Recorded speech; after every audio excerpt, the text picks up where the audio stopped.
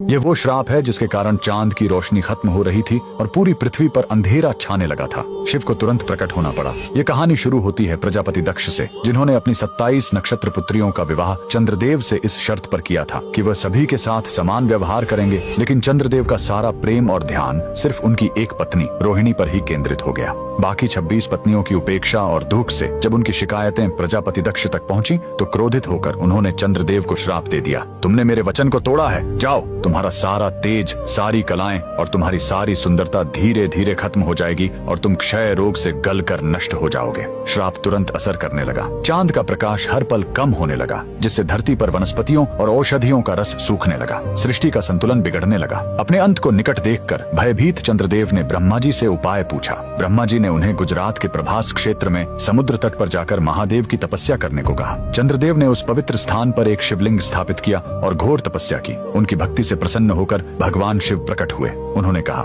मैं दक्ष के श्राप को पूरी तरह खत्म तो नहीं कर सकता, लेकिन उसका प्रभाव कम कर सकता हूँ। शिव ने वरदान दिया, तुम कृष्ण पक्ष में 15 दिन क्षीण होगे, लेकिन शुक्ल पक्ष में 15 दिन फिर से पूर्ण हो जाओगे। उन्होंने चंद्र को अपने मस्तक पर धारण कर लिया और चंद्रशेखर कहलाए। और जिस ज्योतिर्लिंग की चंद्र ने पूजा की थी वो सोमनाथ, सोम यानी चंद्र के नाथ के नाम से प्रसिद्ध हुआ। और यही सोमनाथ मंदिर भारत का पहला ज्योतिर्लिंग आज भी गुजरात के वेरावल में उसी समुद्र तट पर शान से खड़ा है, जहाँ चंद्रदेव ने श्राप से मुक्ति पाई थी। लेकिन रुकिए, इस मंदिर का एक और रहस्य है। यहाँ मौजूद बाण स्तंभ यह बताता है कि यहाँ से लेकर दक्षिणी ध्रुव तक समुद्र के रास्ते में कोई जमीन नहीं है। भगवान शिव के भक्त कमेंट में हर हर महादेव जरूर लिखें।